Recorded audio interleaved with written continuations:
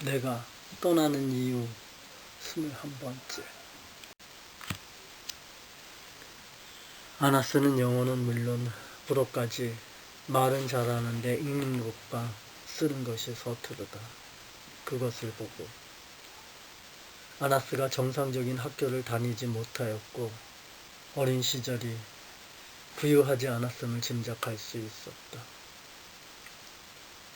아나스의 나라 모로코는 수도가 라바트인데 아나스의 고향은 항구 도시 카사블랑카 외곽 빈민촌에서 태어났다고 한다. 형제가 9명인데 7번째라서 형제들 틈에서 살아남기가 힘들었다며 특유의 낙천적인 미소를 짓는다. 오후 4시경 저녁 점검 전에 하 사장이 화장실 들어갈 때 옷을 입은 채 들어가서는 문도 닫지도 않고 볼일을 보는데 시 소리가 유난히 크게 들렸다. 아니 씨발 누가 문 열고 화장실을 봐? 씨발 28살 방장이 55살 전 사장에게 반말과 욕설로 소리치자 볼일을 보던 하 사장이 이젠 적응할 때도 됐잖아요. 50대 하 사장이 한참 어린 방장에게 존칭을 쓰며 말끝을 흐린다. 비록 실수를 한 하 사장이지만 어린 방장이 아버지 뻘되는 하 사장에게 하는 말이 귀에 거슬렸지만 모르는 채 눈을 감았다. 동인천역에서 마스크 쓰라는 전철 공무원하고 술에 취해 말다툼하고 있는데 신고받고 온 경찰이 지구대로 가자고 잡길래 살짝 밀쳤는데 공무집행 방해와 폭행으로 나를 잡아넣었다며 억울해하는 전 사장. 전 사장은 체구가 작고 몸이 가날퍼 보이기에 그의 말이 사실이라면 상습범일 거라는 생각이 들었고 관물대를 집어 던지는 것을 보고 술 취하면 과관일 거라는 생각이 들었다. 하나, 둘, 셋, 12 번호 끝. 이곳의 세계는 누범자, 전과자, 경험자, 조폭들이 대부분 방장이다. 더럽고 치사하지만 다 순응하고 규율에 따라 생활을 한다. 어찌 보면 그들에게 순응하는 게 이 깜빵 문화를 유지하고 지켜나가는 데 있어 교도관들도 시끄럽지 않고 자율적으로 규율이 유지되는 최선의 방법일 거라 생각하고 있는 것 같았다. 방장인 주호는 구치소 들어오기 전 만나던 여친에게서 온 편지를 받고 기뻐하며 아우가 말입니다. 헤어지려고 했는데 말입니다. 그냥 보고 싶고 빨리 나가고 싶은데 말입니다. 조폭들의 말투를 처음 접할 때는 유치하기도 하였으나 곧 적응이 되었다. 주호는 3년형을 받고 교도소로 갈 예정이다. 오늘은 정상적으로 광수가 나하고 설거지 담당이다. 뺑기통은 혼자서 겨우 양변기에 앉을 정도로 작아서 불편한데 광수는 제가 들어갈게요 하고 먼저 들어가 자리를 잡는다. 삼촌, 제가 어떻게 해드리면 삼촌이 편하게 설거지를 할 수 있어요? 그냥 하던 대로 해. 순간 복잡한 생각이 머리를 스쳐 지나갔다. 어떻게 보면 착하고 배려심이 많은데 서로 간의 대화가 얼마나 중요한 건가. 대화의 단절에서 생기는 불신, 그것이 얼마나 큰 오해와 비극을 가져오게 되는지 광수를 통해 느낄 수 있었다. 광수는 수저를 닦으면서 여자친구 얘기를 다시 시작하였다. 여자친구는 같은 회사에 다녔는데 저보다 3살 위에요. 부모님께 인사도 하였고 결혼까지 생각하고 있었어요. 월요일 면회 온다고 하는데 답답해요. 200일 동안 거의 맨날 만나다시피 했거든요. 처음에는 모텔에서 생활하다가 자취방을 얻어 동거를 시작했어요. 그런데 이렇게 실망을 시켰으니 경찰 조사는 한 4차례까지 조사했는데 검찰 조사 때 또 여자친구가 얘기가 나왔어요. 여자 때문에 범행을 하지 않았냐고 몰아붙이는 거예요. 이거 다 나 혼자 단독 범행이거든요. 내가 타고 다닌 차가 제규어인데 이런 비싼 차 무슨 돈으로 타고 다녔냐고 신문하기에. 참네. 그 차 비싼 차 아니거든요. 그 차 중고로 2,100만 원 주고 산 거예요. 가족이나 여자친구는 건드리지 마세요. 시발. 6번째 조사는 진술을 거부했어요. 나 경찰 조사 때 다 했거든요. 그게 다예요. 정신과 심리치료사들 모두 다 왔어요. 그래서 다 만나 얘기 다 했어요. 나는 영수와 호영이 생각이 났다. 그들이 위에 있는 자매가 되기를 바라며 나머지 그릇을 씻어 나갔다.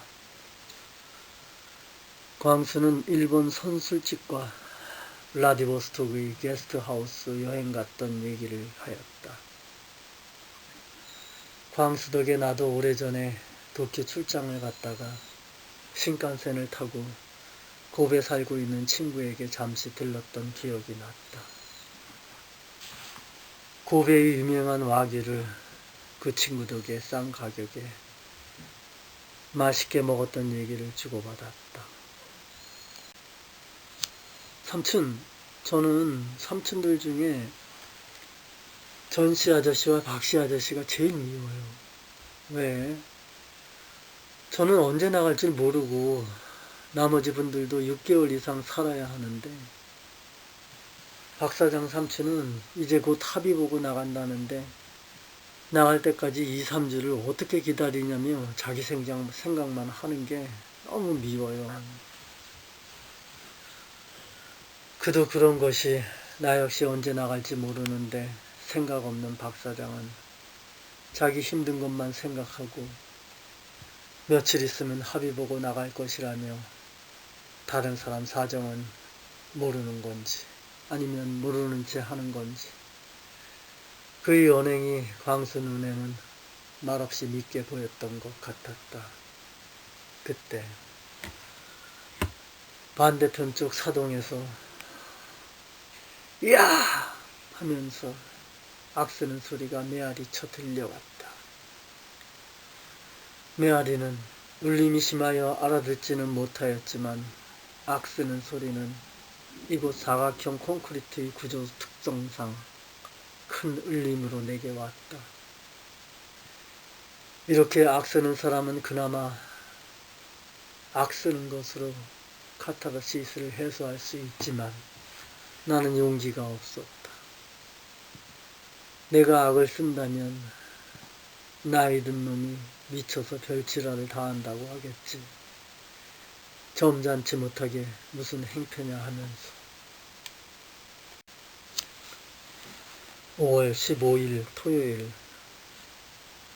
새벽에 나는 몇 번이나 깨었지만 시계가 없어 정확한 시간을 알 수가 없었다.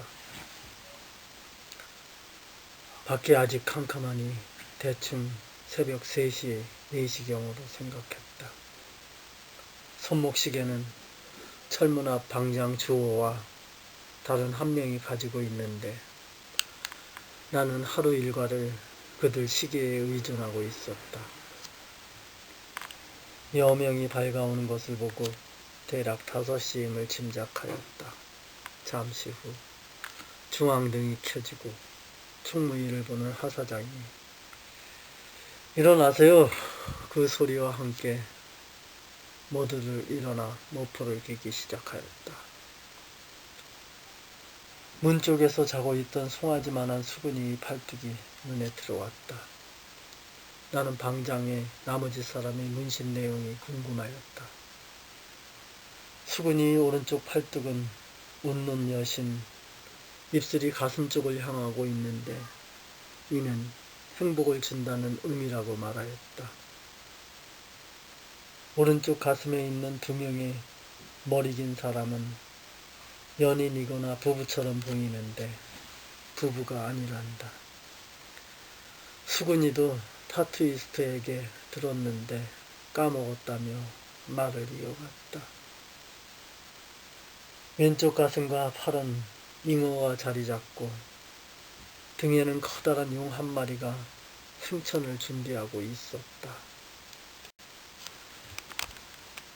다른 용 한 마리가 허벅지 양쪽 위 연꽃 위에 있는데 화려한 무늬는 상대로 하여금 위압감을 갖기에 충분하였다. 이천에 사는 선영의 문신은 한야인데 한야는 본래 아름다운 여인으로 승려와 사랑에 빠졌으나 이루어질 수 없는 사랑 때문에 죽어서 원령이 되었다고 한다.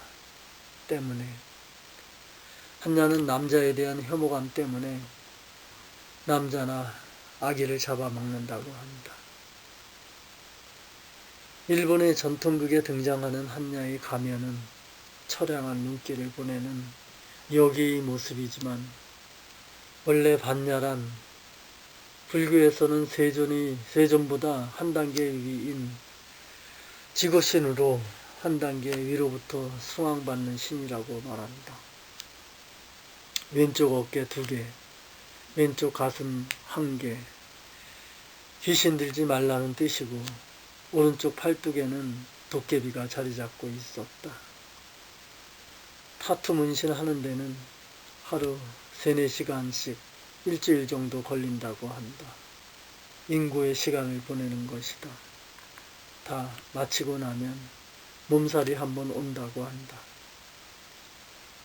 한야가 문신에 자주 등장하는 것은 애군을 쫓는 의미로서 범어와 부족을 사용한다. 그래서 한야는 문신으로 많이 사용하고 주로 불교의 반야신경과 고대 범어, 산크리스타어를 주로 사용하기도 한다. 한야는 처연하면서 강한 이미지로 가장 인기 있는 문신 중에 하나가 되었다. 그래서 방장이나 수군이 선영이가 한야 문신을 하고 있었다. 대체적으로 보면 요즘 젊은이들의 문신은 일본의 귀신 설화를 스토리로 디자인하는 것 같은데 사실 찾아보면 우리나라의 건국신화를 비롯하여 애군을 쫓는 무당, 민간 설화, 땅을 지키는 12지sun 등을 잘 디자인하면 일본 것보다 더 멋진 스토리 타투가 탄생할 텐데 하는 생각을 해보았다. 46살 진 사장은 지금은 떠났지만 한때 인천 조폭 출신으로 주호가 형님으로 깍듯이 대한다. 진 사장님, 진 사장 문신은 옛날 것 같은데 얘기 좀 해줘요. 난 옛날 문신이에요. 그는 부끄러운 듯 두 손으로 가슴을 가리면서 30살 이전에 그냥 아는 놈이 해줬어요.